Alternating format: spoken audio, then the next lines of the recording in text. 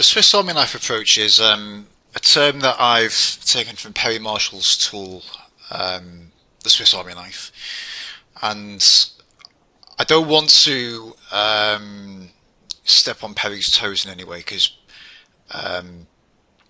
Perry has a video series explaining his full Swiss Army knife method, which is brilliant, and I highly recommend that you go and pick up a copy. And I'm going to put a link beneath this video to that.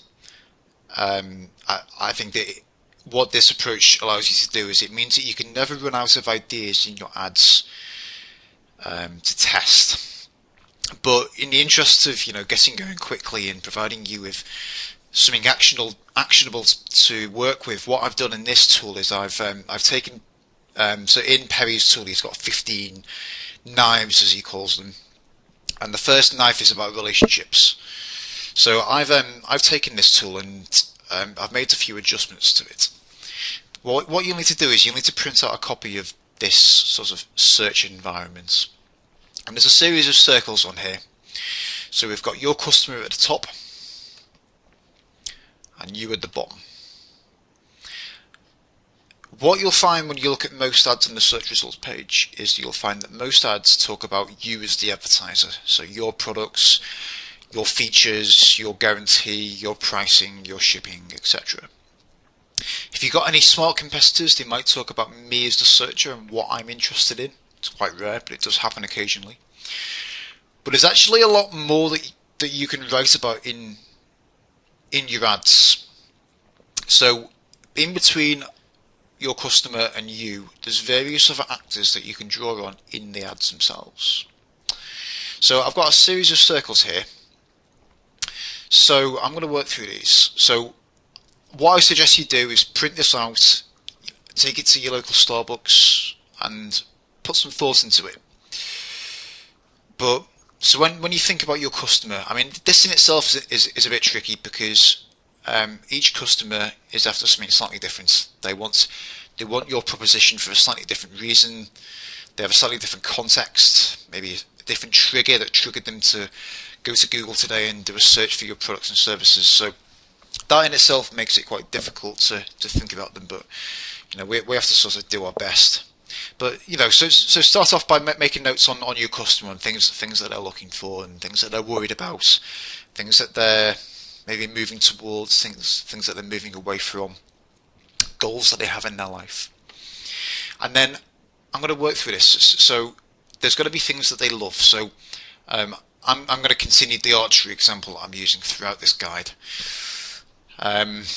Things that an archer will love. So let's say, for example, that we're researching the term archery bows. Things that an archer loves. Well, obviously an archer loves high scores, and we love to shoot well, which doesn't always happen very often. We may love the technicality to do with archery. Archery is quite a technical sport. Some people may also hate the technicality. I happen to shoot longbow, which is basically a big stick. So I've deliberately taken all the technology off my bow. So if you compare my bow to the Olympic recurve bows, there's very, very little technology on it. So often there's things that can be in both sides. So sometimes things that people love will often be things that other people in the audience might hate as well. So make a note of all the things that they love and all the things that they hate. Things that, when they're doing archery or engaging with your product or going about their daily life, things that really annoy them, or things that, they get a buzz out of. Have a think about who in this context, so the context being them doing a search for an archery bow, who is their best friend. Maybe their best friend could be the people they do archery with. Maybe it could be their coach. Maybe it could be their family. Maybe they shoot with their wife, or maybe they're looking to buy the bow as a present for their family. They're all possibilities. Make a note of them.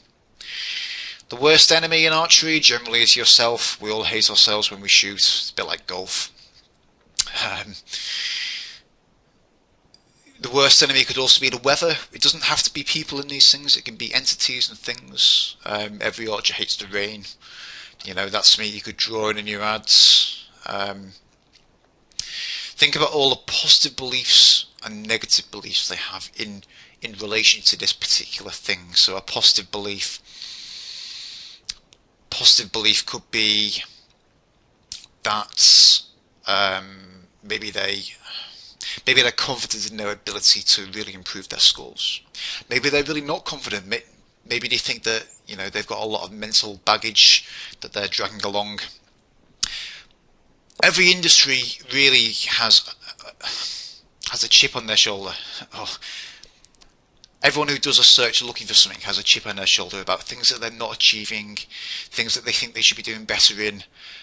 Make a note of them, because if you can pull them up in your ad, then it's going to create quite a powerful ad. In my market, so the AdWords consulting market, the worst enemy tends to be Google. People think that Google is out to get them. That's something that I draw on in my ads quite a lot.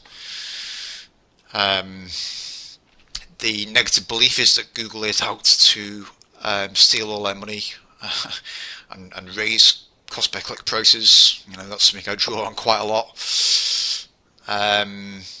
The positive belief is that they can grow their business this quarter in this year. Again, something I draw on quite a lot. So this is a brainstorming exercise. This is the reason this is hard is because what you'll tend to do is you'll write a few things in each circle. Think, that'll do. Don't do that. Really force yourself. So set a timer on this task. Set a timer of half an hour and think about it for half an hour. In Starbucks, if you want, you don't have to be sitting at your desk. Maybe a change your environment is more stimulating to think about these things. But you want to list as many things as you can. The reason this is hard is it requires divergent thinking as opposed to convergent thinking. Normally humans are problem-solving creatures, and we solve problems by convergent thinking and reducing the number of possibilities that relate to a particular problem. So we're always looking for causality. A leads to B, B leads to C. What we're doing here is we're really broadening the scope of the problem. So I need you to really resist the temptation to just note down a couple of things and then move on. Spend time. Doodle all over this, write down as many things as you can think of that might relate to negative beliefs and positive beliefs that people have. The hero is any person, thing or entity that has been through this problem and solved it and made a success of things, basically. So in archery it could be I guess the Olympics springs to mind. There was a lot of publicity in archery when the Olympics was on. In some industries you'll have high profile figures that have sort of made it, as it were. Often the hero could be a company, so it could be someone like Apple, it could be someone like Google. The victim icon is the opposite of a hero. It's someone generally who's fallen foul of the worst enemy. There isn't always a victim icon that immediately springs to mind, but in the AdWords consulting market, the victim icon is the thousands of businesses who've fallen foul and lost a lot of money on Google AdWords. I draw on that quite a lot, but the more specific you can make this, the better. The more specific the person or the entity, then the more powerful that's going to be in your ads. But it's got to be meaningful to. It's got to be meaningful to this person. It's got to be an entity that will mean something and resonate with them. We're really trying to brainstorm ideas that are going to resonate with your customer, and in the process make your ad stand out on the page. Other ideas for heroes could be, autobiographies. So have a think about what books they have on their bookshelf. So do spend some time on this.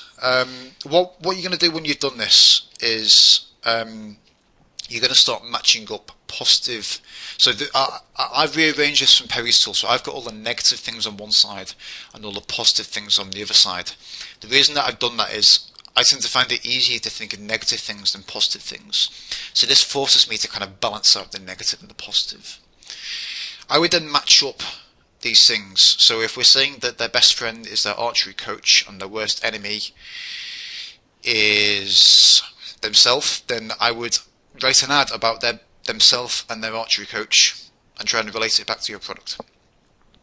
If we're saying, and it doesn't have to be directly opposite each other, if you're saying that they hate they hate the technicalities of archery, but their best friend is their coach, write an ad about the technicalities of archery and their best friend the coach.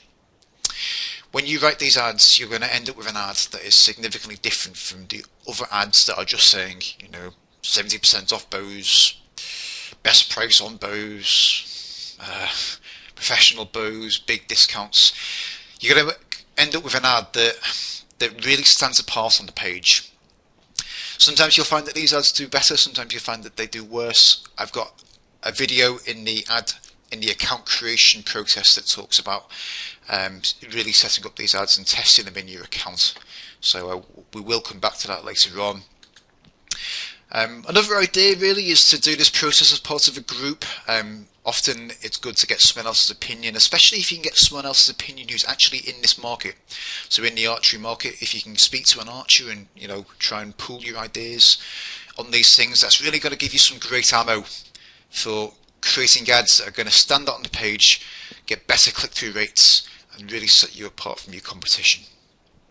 So I hope that's useful. I find this, I do this in a lot of my projects, and I find that it's really useful for creating ads that are going to really stand apart.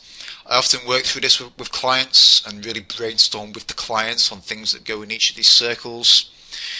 Often it's a useful process for the clients to go through as well, if you do work as an agency. So yeah, work through this, and I would urge you to pick up a copy of Perry Marshall's DVDs. He goes in a lot more depth than I've done on this.